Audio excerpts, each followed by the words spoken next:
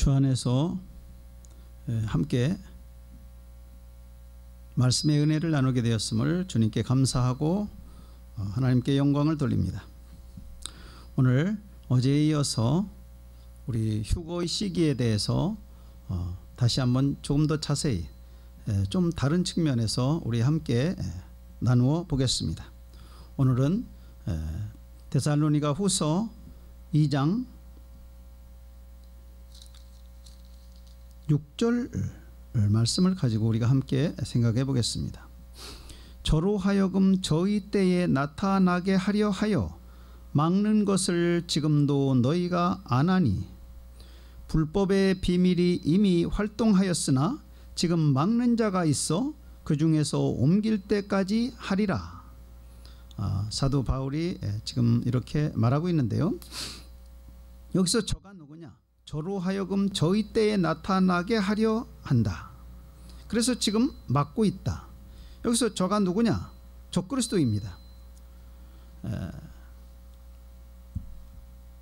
세상에 적그리스도가 물론 많이 있습니다만, 그러나 마지막 때에 나타나는 안티크라이스트, 예수님과 직접 상대하는 마귀가 인간으로 된 존재가 적그리스도입니다. 그런데 그 적그리스도가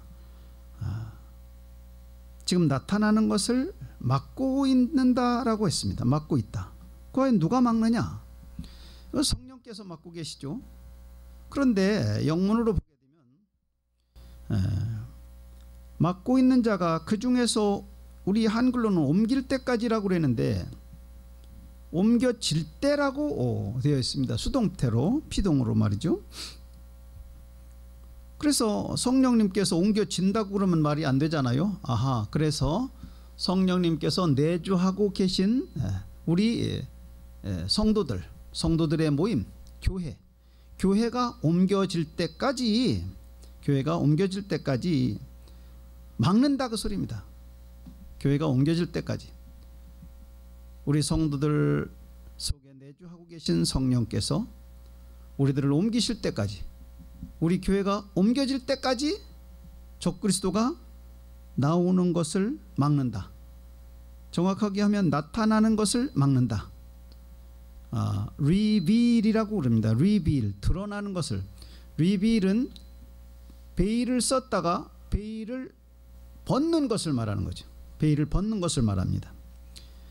근데 이 적그리스도를 요한계시록 13장에서는 짐승이라고 표현하고 있습니다. 바다에서 나오는 짐승이라고 표현하고 있어요. 바다에서, 그리고 땅에서 나오는 짐승이 있는데, 땅에서 나오는 짐승은 첫 번째 짐승, 바다에서 나오는 짐승을 도와서 일을 합니다. 하늘에서 불이 내려오게도 하고, 첫 번째 그 짐승의 우상을 만들게 하고, 그 우상에게 절하지 않는 자는 몇이든지 다 죽이게 한다고 하는 그런 일도 하고, 두 번째 짐승이 실제 고난 행사를 하는 거죠. 그리고 그 두 번째 짐승도 예수님에 의해서 첫 번째 짐승과 마찬가지로 죽임을 당하게 되는데, 어떤 방식으로 죽느냐면 산채로 불못 속에 던져지는 것입니다.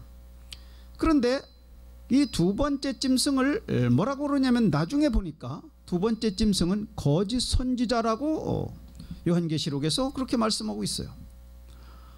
그러니까 우리 두 번째 짐승은 종교 지도자구나 하는 것을 알 수가 있습니다. 그러면 전 세계 그 많은 종교가 있는데 지도자가 누구일까? 가만히 생각해 보면 알 수가 있죠. 교황이 바로 종교 지도자가 될 가능성이 가장 많습니다. 물론 지금 이슬람에서 말하는 12번째 이맘이 종교 지도자가 될 가능성도 있을 수도 있는데요. 그리고 우리 개신교에서 세계적인 목사님이 종교 지도자, 거짓 선지자가 될 가능성이 있죠. 그런데 첫 번째 짐승인 적그리스도를 도와서 두 번째 짐승의 역할을 하는 거짓 선지자는 아무래도 그 전 세계에서 차지하는 비중, 각 나라에서 인정하는 그 인정도, 이런 걸로 봤을 때 교황이라고 봐야 맞을 것이 아닌가 그렇게 생각이 되는데요. 뭐 시간이 가봐야 됩니다. 그것은 시간이 흘러봐야 합니다. 하나님의 일은 제가 시간이 흘러봐야 하는데요. 제가 우리 정통 신학 그리고 뭐 교단에서 나오는 그런 말씀들, 그런 신학체계, 이것에 대해서 제가 좀 지나치게 말씀을 먼저 시간에도 드렸는데요. 왜 그러냐면, 왜 그렇게 부담스러울 만큼 그렇게 언짢은 말씀을 드리느냐면, 우리 정통 교단들이 전부가 다 WCC에 들어갔어요. 세계교회협의회. 세계교회협의회는 우리 다 잘 아시는 바대로 여러 종교와 다 연합하자. 처음에는 그런데 그것이 연합하자는 것이지만 나중에는 하나가 되자는 것입니다. 전 세계를 단일 종교, 단일 경제, 단일 정치로 하나로 묶는 것입니다. 단일 종교 하나로 뭉쳐지고 거기에서 종교 최고 지도자가 나오는데 이 자가 바로 거짓 선지자인 것입니다. 그런데 우리나라의 정통 교단들이 전부 다 WCC에 들었잖아요.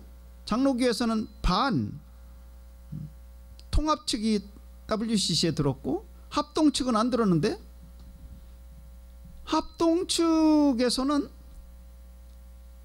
묘하게 또 요한계시록 14장 13장에 나오는 짐승의 표를 상징이라고 말을 하고 있단 말입니다. 그러니까 제가 깜짝 놀랄 수밖에요. 그리고 이 신학이라고 그러는 것이 너무나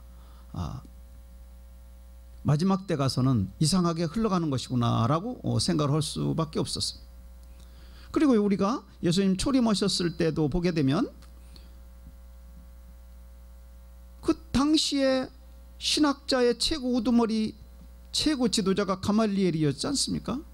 가말리엘이 예수님을 못 알아봤거든요. 그리고 대제사장과 가야바와 안나스, 이런 사람들, 바리새인들, 그 당시에 이스라엘의 최고의 석학들, 최고의 종교 지도자들, 최고의 신자들이 모두가 다 예수님을 못 알아봤다. 한결같이.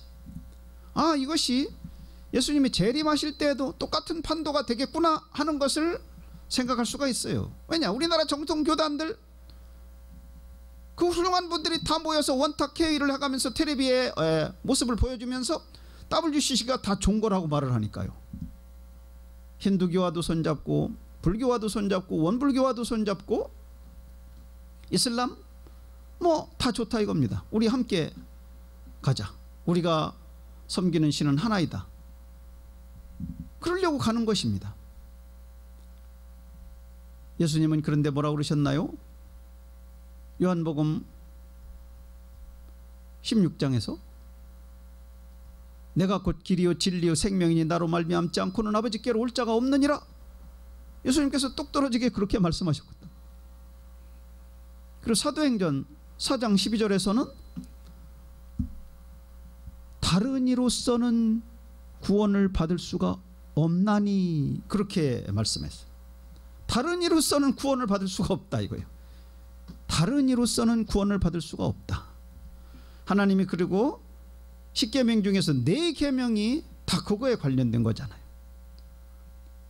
이스라엘 나라가 두 쪽으로 갈라지고 북이스라엘 일찌감치 아시리아에게 멸망됐고 남유다도 멸망하는데 바빌론한테 멸망된 그 이유가 전부가 다 우상 숭배 때문입니다.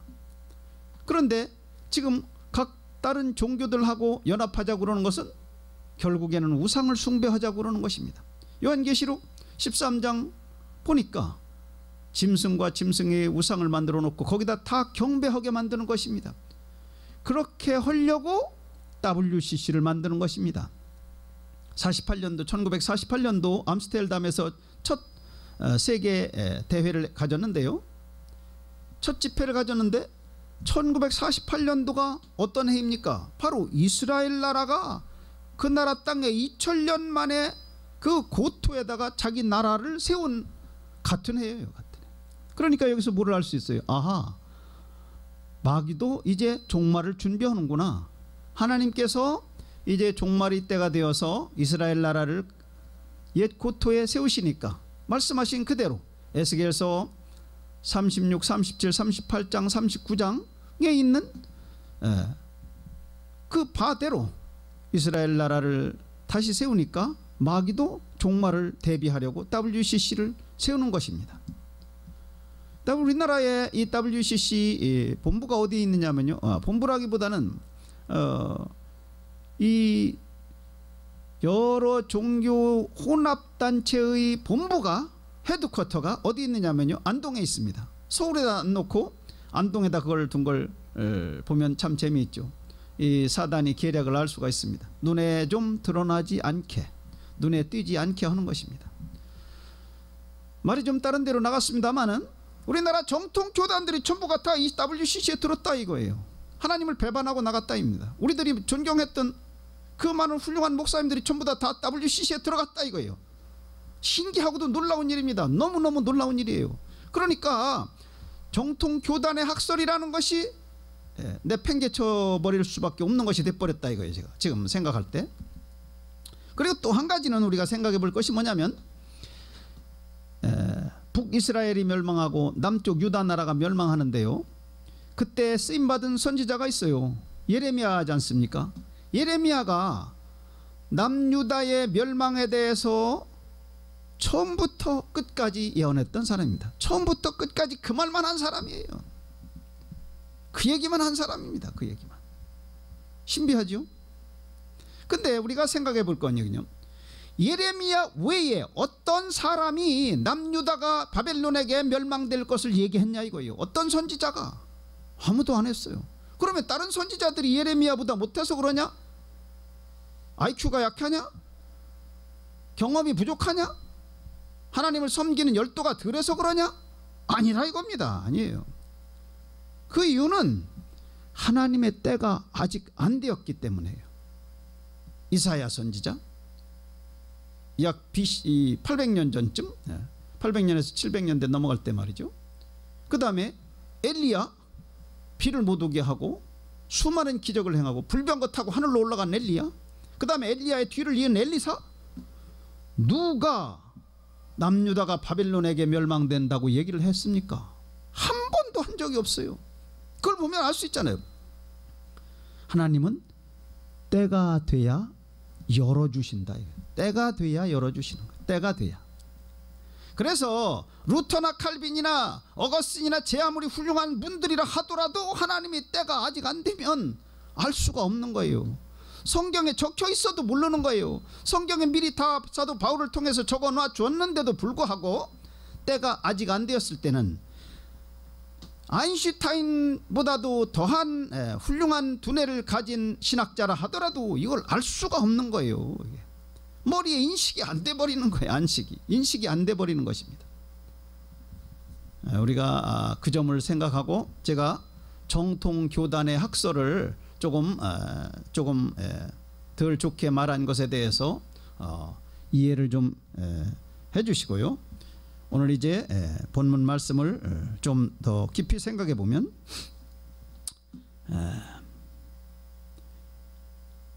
적그리스도가 이제 나오려고 그러는 것을 우리 교회 성도들 속에 내주에 계신 성령께서 맡고 계시다. 정확하게 그렇게 보면 맞죠?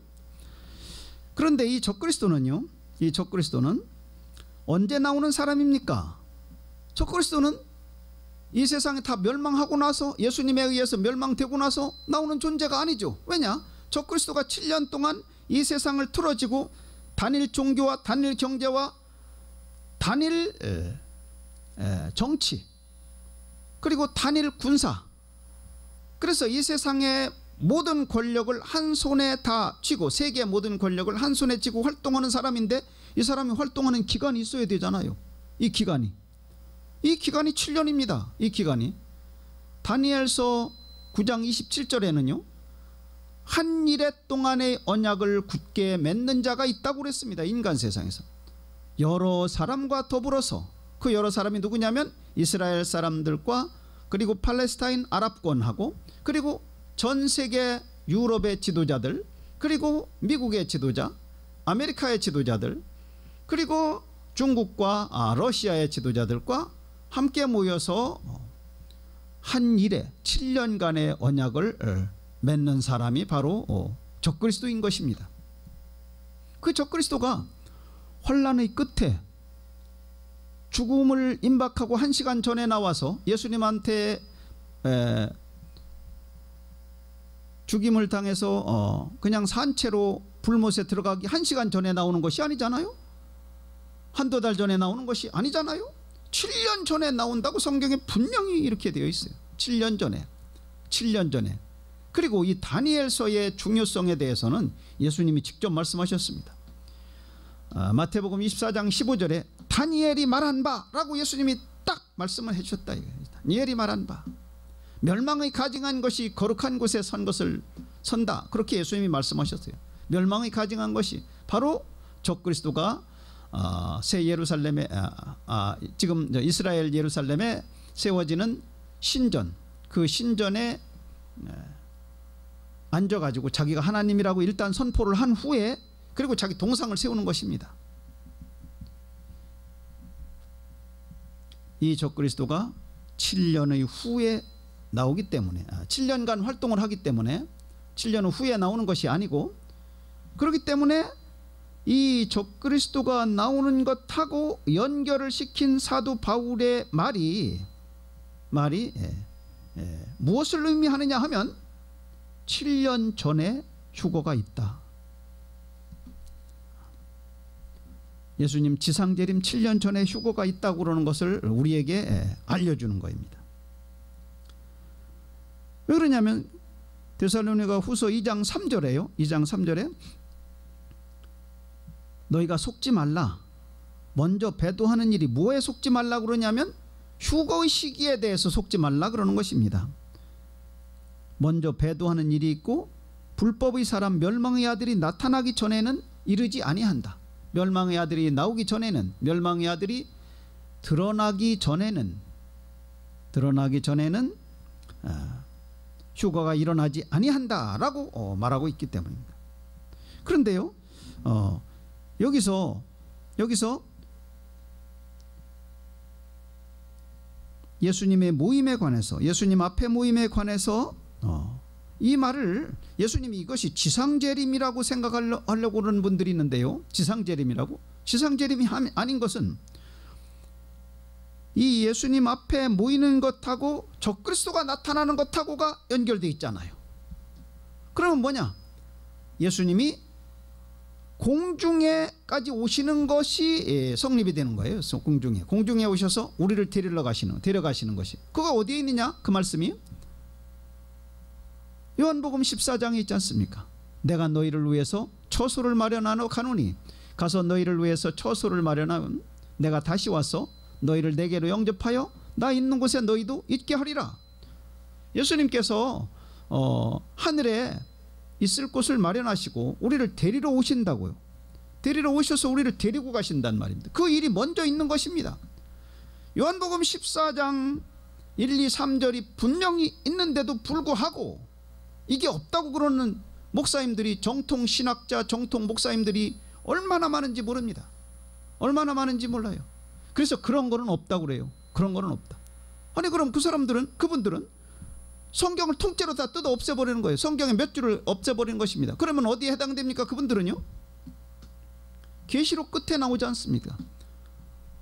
이 말씀에서 제하는 자는 누구든지 거룩한 성에 들어가는 것을 제하여 버린다. 천국에 못 들어온다 이거예요. 천국에. 성경 말씀, 왜 있는 성경 말씀을 없애버리냐 이거예요. 성경 말씀을 왜 스스로 목사님이 되어가지고 왜 성경 말씀을 없애버려요? 내가 너희를 위해서 처소를 마련하러 가노니 가서 너희를 위해서 처소를 마련하면 내가 다시 와서 너희를 내게로 영접하여 나 있는 곳에 너희도 있게 하리라. 이 말씀이 오면 있는데, 그리고 그저께 말씀드린 이사야서 26장 20절에 네 밀실에 들어가서 잠깐 숨어 있어라. 내 분노가 지나기까지 거기서 숨어 있어라. 하나님의 분노가 지나기까지, 분노를 천사들한테 하나님께서 쏟으십니까? 아니잖아요. 이 지상 인간 세계에 하나님께서 분노를 쏟으시는데 그 기간 동안 잠깐 내 밀실에 있어라 라고 그러시잖아요. 이런 말씀을 통째로 다 무시해버린단 말입니다. 그리고 또 정통신학에서 무시하는 말씀이 뭐냐? 무시하는 말씀이 정통신학에서요, 우리 몸이 하나님의 성전이라고 그럽니다. 이것이 고린도전서 3장에 있죠. 고린도전서 3장. 너희는 너희가 하나님의 성전인 것을 모르느냐? 이 고린도전서 3장에 있지 않습니까? 그리고 고린도후서 6장에도 또 있어요. 우리 몸이 하나님의 성전이라고. 그런데 그렇게 말한 사람이 누굽니까? 신약 성경을 성령의 능력을 받아서 쓴 사람들이 한 40명 돼요. 한 40명이 1600년 동안을 쓴 거예요, 이 신약 성경이. 그리고 각기 다른 책입니다. 이게 66권이 다 각기 다른 책입니다. 그런데 사도 바울이 그 말을 했어요. 그 중에서 그 40명쯤 되는 사람 중에서 사도 바울이 우리 몸이 성전이라고 그렇게 말했습니다. 그런데 같은 사도 바울이 이번에는 여기서는요, 데살로니가 후서에서는 성전에 적그리스도가 앉아서 자기를 보여 하나님이라고 한다고 그랬습니다. 이 성전은 분명히 건물 성전을 말하는 것입니다. 이스라엘 나라에 있는 건물 성전. 그러니까 우리 정통신학에서 우리 신학자들하고 목사님들이 이렇게 보니까 너무 말이 안 되잖아요. 그리고 이것을 본 분들은, 생각해 본 분들이 신학자들인데, 이스라엘 나라가 그 나라의 땅에 없을 때, 자, 이스라엘 나라도 없고 이스라엘 백성도 없고 유대인들도 이 지구상에서 누가 유대인인지 알 수가 없고, 드름드름이 유럽에서도 유대인들이 있었고 했지만 나라가 도대체가 없고 수도도 없고, 그런데 무슨 거기에 신전이라고는 말이 성립이 되겠습니까? 그러니까 그분들 과거의 신학자들의 판단과 생각으로 볼 때는 데살로니가 후서 2장 3절 4절에서 성전에 앉아서 자기를 보여 하나님이라 하느니라 하는 이 말씀이 해석이 안 되는 거예요. 그러니까 그냥 그냥 넘어가 버리는 것입니다. 그리고 그에 대해서는 함구하는 것입니다. 누가 그런 것에 대해서 질문하게 되면 찍혀버리는 거예요. 그냥 찍혀버리는 거예요. 그래서 다음 교수가 될 수가 없는 것입니다. 그런 과정이 거치고 해서 오늘날의 정통신학이 나왔다입니다. 그러니까 제가 수십 년 신앙생활을 했는데 단 한 번도 그런 소리를 들어본 적이 없어요. 전 장로교에서 신앙생활을 오래 해봤고, 순복음에서 오래 해봤고, 그리고 신학도 장로교에서 했고 제일 먼저, 그 다음에 순복음에서 했고, 그 다음에 침례교에서 했는데요, 단 한 곳에서도 재림에 관해서 깊이 있게 얘기를 하는 것을 들어본 적이 없습니다. 신학교와 신학대학원을 거쳐서 나이 50이 돼서 신학에 갔는데 말이죠, 이 참 놀라운 일이었다 이거예요. 놀라운 일입니다. 왜냐? 옛날 신학에서는 없었기 때문에. 예레미야 이전의 선지자들에게는 하나님께서 알려주신 바가 없기 때문인가 똑같아요. 시기가 아직 안 되었기 때문에 하나님께서 안 열어주신 것입니다. 성경에는 찍혀있지만, 성경에는 글자로 나와있지만 신학자들 눈에, 목사님들 눈에 안 보이게 했다. 봤어도 머리에 인식이 되지 않도록 하셨다 이거예요, 하나님께서. 그리고 이제 시기가 되니까 평신도들도 모두가 다 이것에 대해서 말하고 있습니다 지금. 그러니까 우리 목사님들이 각성해야 돼요. 이제 평신도 분들한테 종말론에 있어서는 예수님 재림에 관련돼서는 생각하는 바가 떨어진다 이거예요. 이게 중요한 일, 이게 무서운 일입니다. 중요하고 그리고 또 신기한 일입니다. 그리고 신기한 일이에요. 뭐하고 똑같으냐? 예수님 초림하셨을 때에 당시에 신학자들과 제사장들, 서기관들, 바리새인들, 대제사장들이 그 당시에 평민이었던 우리 12제자들, 그리고 500여 명 되는 제자들보다 예수를 안 믿게 되고 못 믿게 되고 혹은 늦게 믿게 되고 그렇게 된 거예요. 이게 무섭고 신비하고도 이상한 일이죠. 그래서 하나님께서 뭐라고 말씀하셨냐면, 천한 것들과 멸시받는 것들과 없는 것들을 택해서 있는 것들을 피하려 하신다. 그 말씀이 어디에 제일 먼저 해당이 되느냐 하면 바로 신앙의 문제에서 해당이 되는 거예요. 신학을 가진 사람들, 신앙심이 높은 사람들이 그만 뒤로 밀려지게 될 수 있어요. 그래서 우리가 생각을 해봐야 됩니다. 그 점을 생각해 봐야 됩니다. 적그리스도는 이렇게 환란의 7년 전에 나오게 되는 것입니다. 전에도 한번 말씀드렸는데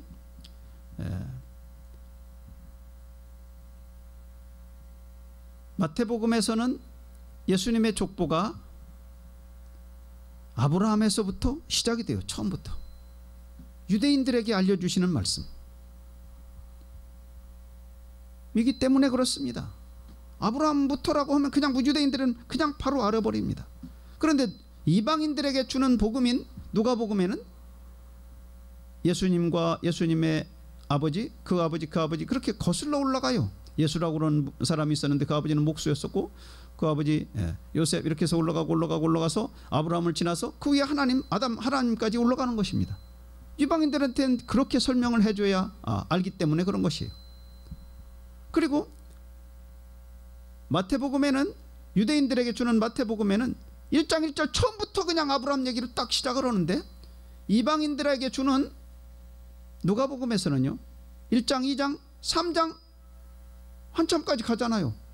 배경을 먼저 설명해 줘야 되는 거예요. 이방인들에게는. 그래서 바로 처음부터 예수님 얘기가, 예수님의 족보가 나오지 않은 것입니다. 오늘 하나 또 말씀드리고 싶은 것은 세베데라는 인물을 우리 아시죠? 야고보와 요한의 어머니 세베데의 아들 세베데의 아들들 그 어머니가 와서 이 마태복음 20장에 있는 말씀입니다만 마태복음 10장에 세베데의 어머니가 와서 하나는 내 아들 시켜줘 오른편에 앉히고 하나는 주님의 나라에서 하나는 왼편에 앉혀달라. 좌의정과 우의정 시켜달라고 뭐 이런 설교 말씀 많이 들었을 거예요. 신앙생활 하시는 동안에 많이 들었죠. 그동안에 세베데의 어머니가 와서 예수님께 그렇게 간청드리는 사건이 마태복음에 있어요. 이방인들에게 주는 누가복음에는 없다 이거예요. 신비한 일이죠. 예수님께서 처음에 오셨을 때 유대인의 왕으로 오셨기 때문에 그렇습니다. 유대인의 왕으로 예수님께서 처음에 초림하셨을 때 유대인의 왕으로 오셔서 활동을 하셨기 때문에 그때의 세베데의 어머니가 그렇게 예수님께 간청을 드렸던 것입니다. 그래서 이런 걸로 보더라도 마태복음은 유대인에게 주신 말씀, 누가복음은 이방인에게 주신 말씀임을 알 수가 있습니다. 그런데 그게 그래서 어떻단 말이냐라고 생각이 들 텐데요. 자, 그것을 바탕으로 해서 자, 천사들을 시켜서 하늘 이 끝에서 저 끝까지 택한 자들을 모은다 하는 것, 이 말씀이 마태복음에만 있다 이거예요. 유대인들에게 주시는 복음에만 있다 이거예요. 이방인들에게 주시는 복음은 없다 이거예요. 거기 누가복음에는 없다 이거예요. 그게 무엇을 말하느냐? 유대인들은 환란에 들어가고 이방인들은 환란에 안 들어가는 거예요. 환란에 안 들어가고 하늘 처소로 먼저 들어가는 것입니다. 그 이유 때문인 것입니다. 그것이 바로.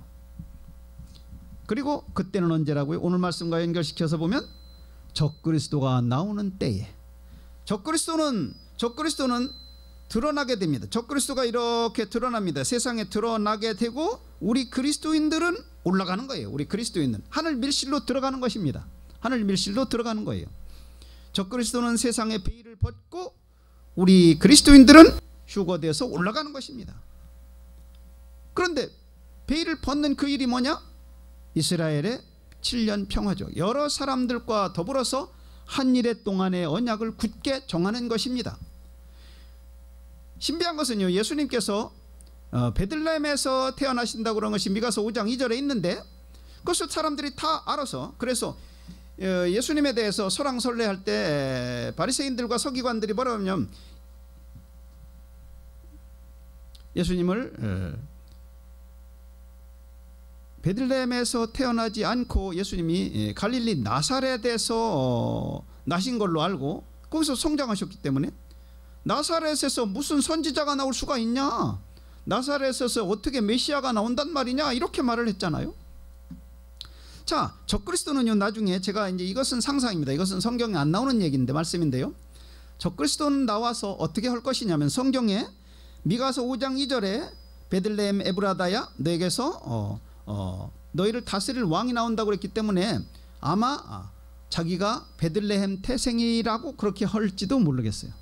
물론 이건 제 생각인데, 그러면 사람들이 더 믿어줄 수도 있기 때문에 아마 그건 뭐 가봐야 알겠지만, 어쨌든간 적그리스도라고 그러는 인물은 유대인이어야 합니다. 그리고 유대인과 아주 친한 사람이어야 합니다. 왜냐하면 먼저 시간에 우리가 본 것처럼 사도행전 3장 22절에서 나와 같은 모세가 말하기를 나와 같은 선지자 한 사람을 세울 것인데 너희는 그의 말을 들어라 라고 했거든요. 그리고 또 니들이 그 말을 듣지 아니하면 백성 중에서 끊쳐지리라 이렇게 말하였어요.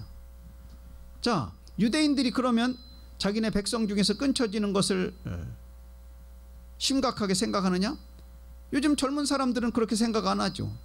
마귀가 유대인들을 표적으로 해서 가장 심하게 활동을 합니다. 그래서 이스라엘에서 동성애가 전 세계에서 가장 크게 가장 심하게 그 대회가 열리는 곳이잖아요. 텔아비브에서요. 그런 사람들, 유대인들 중에서 젊은 사람들은 내가 유대인이 아니면 어떠냐 이렇게 할 수도 있겠죠. 그러나 정통 유대인들, 유대교인들 검은 옷에 검은 모자를 쓰고 통곡의 벽에 나와서 토라를 붙들고 모세오경까지 그거를 계속 읽으면서 하루 종일 시간을 보내는 사람들, 이 사람들은 유대인에서 자기네가 끊쳐지는 걸 가장 무서워하는 사람들이에요. 이 사람들은. 왜냐?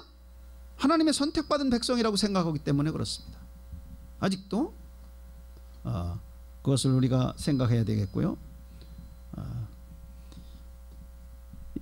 우리가 예수님 앞에 모이는 것이 지상 재림이 때라고 생각하시는 분들은 생각을 바꿔야 되는 이유가 뭐냐면 이것이 바로 데살로니가후서 2장 1절에서부터 이 이유가 뭐냐면 이것을 쓴 이유가 사도 바울이 이것을 쓴 이유가 처음에 구름 속으로 끌어올려 공중에서 주를 영접하게 한다고 하는 말을 사도 바울이 했어요. 데살로니가 전서에서. 그런데 그러니까 이 데살로니가 성도들이 그때가 언제냐 하고 설왕설래가 있었던 거예요. 그래서 이게 미혹이 될 수도 있고 속을 수 있고 뭐 그렇기 때문에 사도 바울이 후서를 써서 그것을 바로잡아 주는 것입니다. 그러면서 그때를 정확하게 짚어주는데 어떻게 정확하게 짚어주느냐 하면 적그리스도가 나와서 그 적그리스도가 자기를 드러내게 될 때 그때 올라가게 되는 것이다 라고 이렇게 교묘하게 설명을 하고 있어요. 이 설명이 조금 난해합니다. 그 이유는 뭐냐면 마귀들도 이것을 보기를 원하고 전사들도 보기를 원하고 이게 너무나 신비한 일이기 때문에 그리고 하나님께서 이것을 제대로 바로 까서 알려주시려고 하는 의도가 아니시기 때문에 이에 대해서 관심을 갖고 이에 대해서 생각하고 이에 대해서 열망하고 소망하고 그 나라를 깊이 사모하고 그 나라에 들어가기를 진심으로 원하는 사람들이 자꾸 쳐다보고 또 생각하고 쳐다보고 이러는 사람이 이거를 찾아서 알 수 있도록 만들어 주신 겁니다. 그리고 그에 대해서 경청하는 사람들이 거기에 해당되는 사람이 될 수 있도록 하나님께서 그렇게 설정하신 거예요. 그렇게 설정하시고 섭리하신 것입니다. 하나님께서. 우리가 그것을 아닙니다.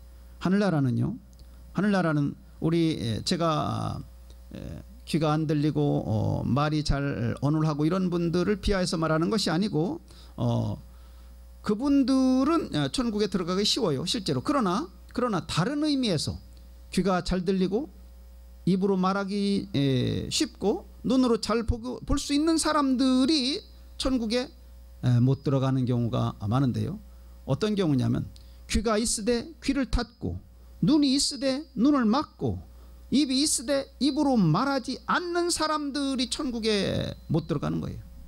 무엇에 대해서 말하지 않느냐? 하늘나라에 대해서 말하지 않고 천국에 대해서 말하지 않으면 천국에 못 들어갑니다. 예수님에 대해서 말하지 않으면 천국에 못 들어갑니다. 귀가 있어서 천국에 대해서 듣고, 실제로 천국입니다. 이것은 실제로 천국에 대해서 관심을 갖고, 그리고 천국에 대해서 말하고, 예수님에 대해서 듣고 예수님에 대해서 말하는 사람이 천국에 들어가는 것입니다. 이런 사람들은요, 그리고 관심이 있어요. 관심이 세상사에만 관심이 대부분 그리스도인들이 많은데, 이것은요, 우리 목사님들도 세상사에 관심이 많은 분들이 많아요.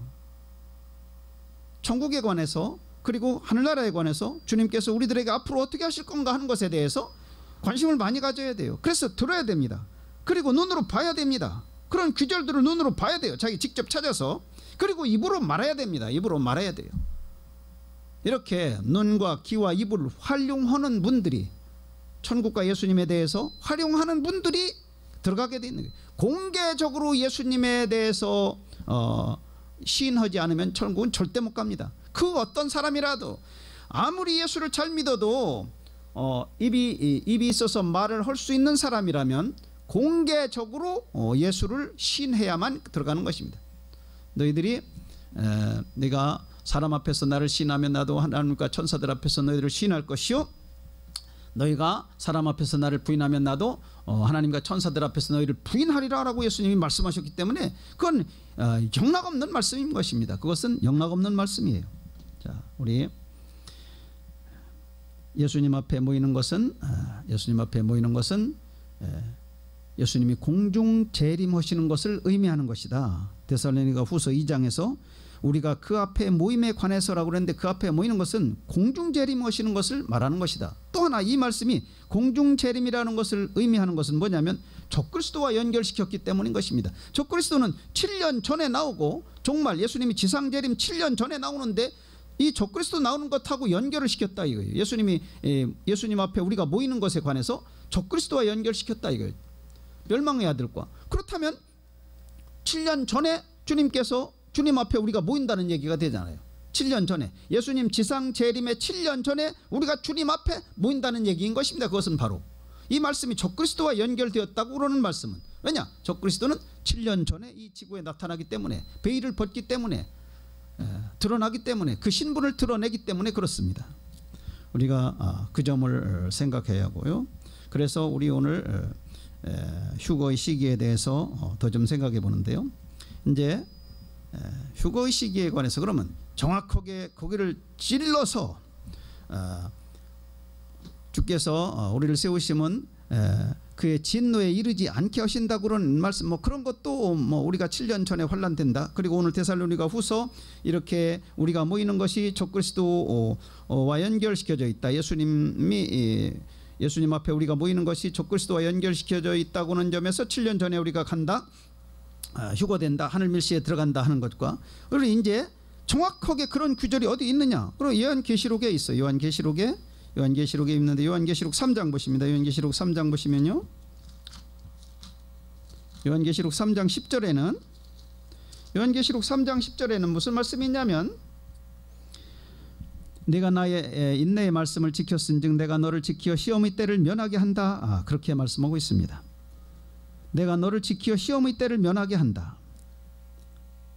이 말씀이 누구에게 하신 말씀이냐면 앱서버두 사빌라 7개 교회, 그 아시아권에 있는 7개 교회에게 말씀하시는데, 그 중에서 빌라델비아 교회에게 말씀하신 것입니다. 이 교회는 전 세계에 있는 모든 교회들을 통칭해서 말하는 것이에요. 이 7개 교회 부류 중에 어느 것에 해당됩니다. 물론 시기적으로, 시대적으로도 그렇게 분류가 되지만, 그러나 같은 시대에서도 어떤 교회는, 그러니까 어떤 성도들의 모임은 빌라델 교회의 성격이고, 어떤 교회 성도들의 모임은 에베소 교회 성도의 모임의 성격이고, 어떤 교회는 두아디라 교회 성격이고 그렇다는 것입니다. 그런데요, 빌라델비아 교회 성도들에게 말씀하십니다. 오늘날에 천국에 대해서 사모하며 예수님께서 우리를 데리러 오시는 그때에 대해서 생각하는 성도들이, 그리고 깨어서 기도하는 성도들이, 그리고 종말에 관련돼서 생각하는 성도들이 빌라델 교회에 해당되는 성도들인데요. 그 성도들에게 주님께서 주시는 말씀이 내가 나의 인내의 말씀을 지켰은즉 내가 또한 너를 지키어 시험의 때를 면하게 해준다라고 말씀하고 있습니다. 시험의 때를 면하게 해준다라고 하는 이 말씀을 많은 목사님들이 시험을 면하게 해준다 이렇게 해석을 하는 거예요. 시험 자체를 면하게 해준다. 그래서 종말의 때에, 대재앙의 때에, 그쪽에서 그 시대에 예수님께서 보호해 주신다라고 생각하고 있어요. 그러나 본문은 그렇지 않습니다. 본문은요, 뭐라고 되어 있습니까? 시험의 때를 면하게 해준다 그렇잖아요. 시험의 시간, 시험의 타임, 시험의 아워, 그거를 면하게 해준다예요. 아워, 타임, 그거를 면하게 해준다 그러시는 것입니다. 그거를 영어로 보면요, 영어로 보면 I will keep you, 내가 너희들을 킵하겠다, from the hour of temptation, 유혹의 시간으로부터 너희들을 막아주겠다 그럽니다. 유혹의 시간으로부터 막아준다. 시간. keep from ing는요, keep from ing는 영어가 나와서 죄송한데, keep from ing는 그 ing가 동명사예요. 그래서 keep from 다음에 명사가 오게 되면 못하게 한다는 뜻입니다. 막는다는 뜻이에요. 그게. 자, 보세요. The rain kept me from going out. 비가 나를 밖으로 나가는 것을 막았다 그 소리예요. 비가. The rain kept me from going out. going이 동명사인데, 명사와 마찬가지. 나가는 것. 비가 나로 하여금 나가는 것을 막았다 그 소리예요. 그럼 여기서 이 예수님께서 I will keep you, 내가 너를 막겠다 그 소리입니다. 막겠다, 막아주겠다. from 뭘로부터? from the hour, 시간을 막아주겠다 이런 거예요. 시간.